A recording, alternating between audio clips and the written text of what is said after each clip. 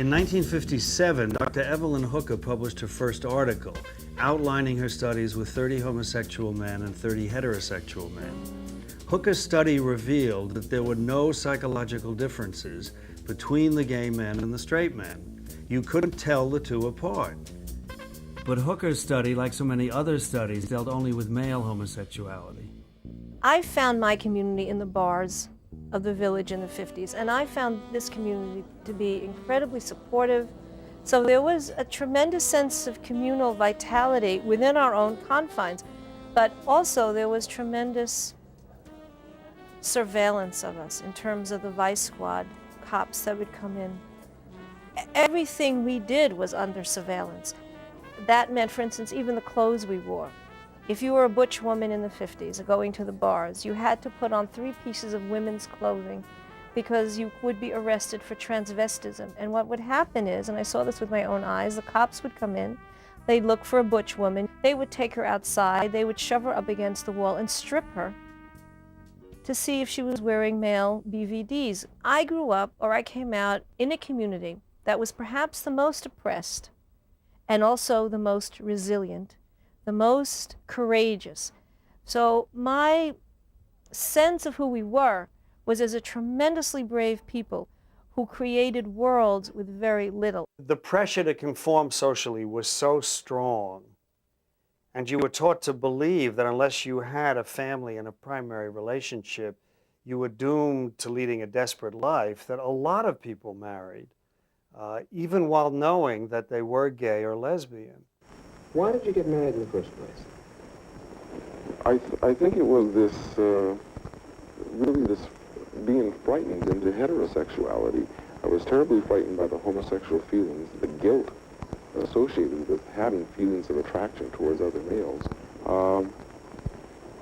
And this pushed me, I think, to making heterosexual contacts or establishing heterosexual contacts and eventually getting married. For me, it took about 2 years to successfully reorient to the degree that I could pursue heterosexuality, having lived exclusively a life involved in homosexual behavior for 15 years. And now I have been out of that homosexual involvement for over a decade, healthily, happily, heterosexually married, going into my 8th year, and we have a beautiful 4-year-old daughter, and it does not prove I am not a homosexual, but it is evidence of a life that I never thought was available to me. You can try to live a different lifestyle, and I know that many people get married and have children, as I did, and maybe even live out their whole entire life that way, and they suffer a lot of physical symptoms, emotional symptoms, and they may not even realize what all that is about. I could have lived my life out. I could see myself doing that, celebrating my 50th wedding anniversary with my husband, but the quality of my life would have been so limited, so terribly limited. I myself never attempted marriage, but I did spend 10 years of my life in psychoanalysis, trying to cure myself of my homosexuality. I've gotten, say, 100 letters in response to cures from, almost all of them are from men, just a few from women, but almost all of them men of my generation, and almost all of them men who did marry. And now, at ages, 60, some of the men are in their mid-70s. They write me about how they are now just coming out, that is, to their families. These men, anyway, feel that they always were gay, and they married not only to disguise it from the rest of the world, but in the hope that some kind of reparative therapy would be done. My parents, who did not have a lot of money, really struggled to pay for a Freudian analyst for me. At the time, I think it was about $45 or $50 an hour, which was, in 1966, probably about half of what my dad made at that time. I went 3 times a week for a period of about a year. It was probably the most painful thing I'd ever been through. I can tell you that it didn't work. But I had the goal of becoming straight. I really wanted to. I just didn't see any life for myself as a gay person at that time. Oh, it's all my fault. I ruined your life and I ruined my own. I swear I didn't know it. I didn't mean it. Oh, I feel so damn sick and dirty. I can't stand it anymore. The only thing we ever heard, say before roughly 1965, about what it meant to be gay or lesbian was some representation in films like the Lillian Hellman play that was made into a film, The Children's Hour. All that we saw were, you know, gays and lesbians who were committing suicide, taking to alcohol or drugs, or leading, you know, desperately lonely, isolated lives. Even in documentaries about homosexuality, people were afraid to show their faces. I mean, what kind of role models are people who can only appear in silhouette? It only reinforced the idea that being gay could ruin your life, and that it was such a shameful thing that you didn't want your identity to be known. My first lover died when she was 26. And Carol, when I met Carol in college, she was engaged to be married to a doctor. And I was her first lover. I brought her out. And I remember one of our issues was her therapist. She was seeing a therapist at the time. And her therapist told her that if she let me kiss her, she would be ruined for the rest of her life. The therapist said, if you let a lesbian kiss you, you'll never want anything else again, which was the most powerful thing one could say. But I remember, I mean, it was like the kiss of death. And when I did kiss Carol, we both realized that we were taking on this therapeutic stigma in some way. And Carol, of course, didn't marry. But in her letters that I have, she expressed a very deep ambivalence. This is hard for me, about being gay. And she died of cancer, and she died of ovarian cancer because the doctors didn't take her seriously as a woman.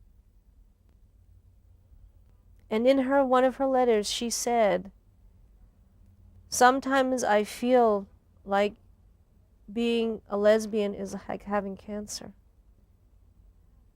And that was the effect of the social world around her.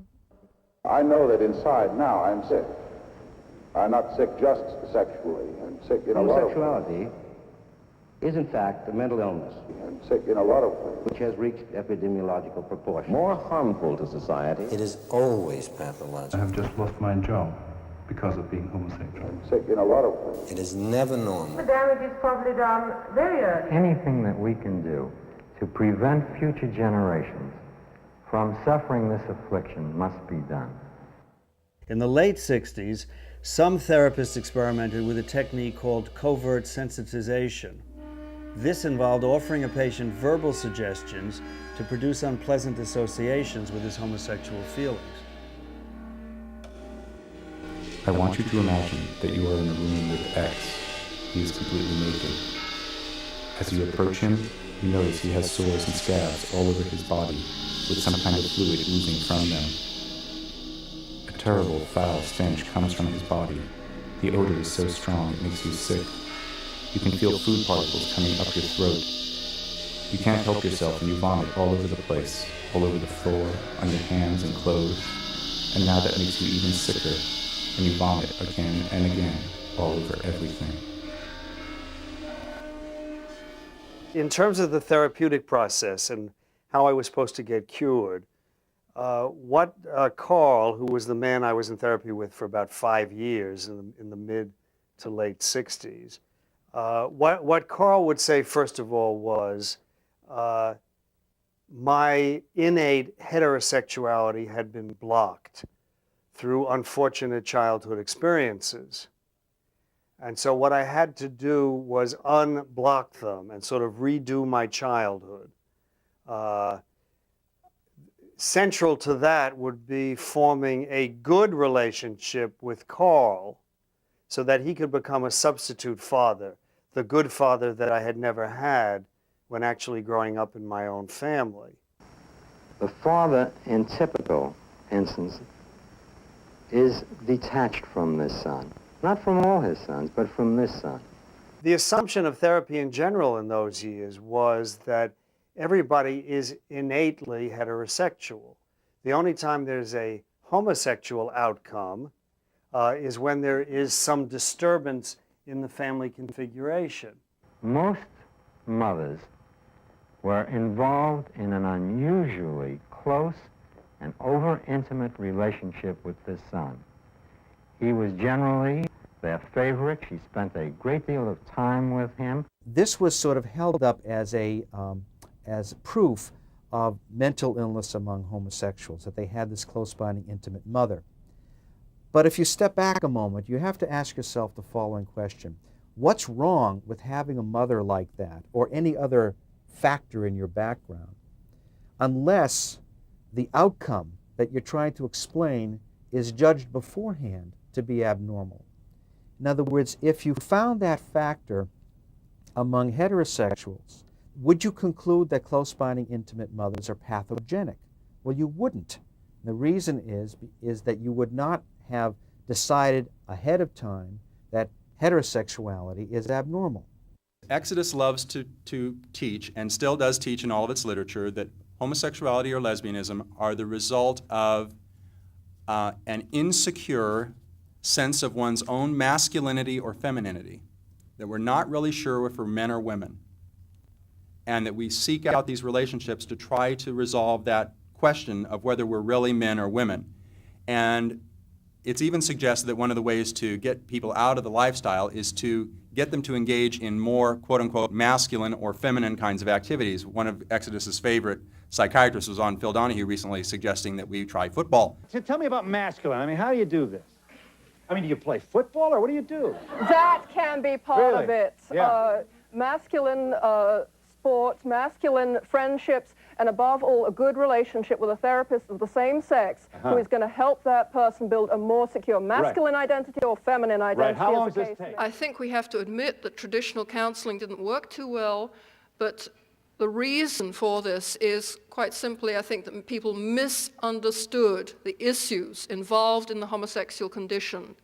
They misunderstood those, and they did not know how to go about counseling. So a lot of what I'm going to say is simply about this new understanding of the homosexual condition and the new direction for therapy. Moberly's ideas are just really a rehash of some dated psychoanalytic ideas. The belief that people are homosexual because of their relationships with their parents. Where a boy has a constructive, supporting, warm relationship with a father. When a boy had a good relationship with his father, I do not believe that we will get a homosexual. He never became homosexual. Despite the adverse maternal influences. Whatever the mother was like. They just pull out a piece of psychoanalytic theory on psychosexual development and they adopt it like it was gospel. And they disregard all the rest of it, but they quote it like it was scripture. There are secular theorists who have contributed a lot to our understanding of homosexuality. Of course, we judge everything by Scripture, and if something does not appear in Scripture, we don't necessarily reject it as false. We accept it as a possibility. We're talking about theories, so of course things are very subjective. Of course, if it contradicts Scripture, we do reject it as false.